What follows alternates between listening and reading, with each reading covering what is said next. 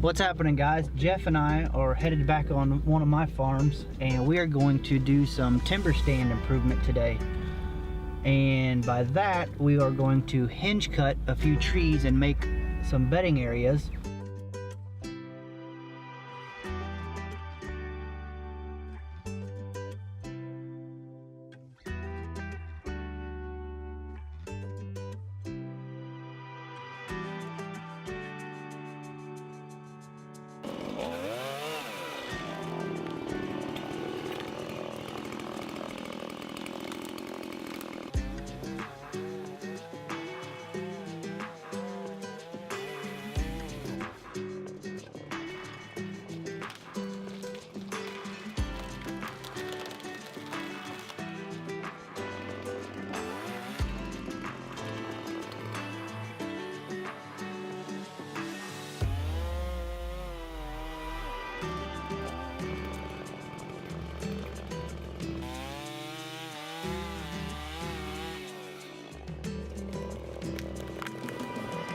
Alright guys, so we've dropped probably 15 trees or so, and the key to making these hinge cuts is to cut the tree just far enough where it'll fall over but still leave enough girth of the tree to keep them living for 2 or 3 years and providing some natural browse for these deer.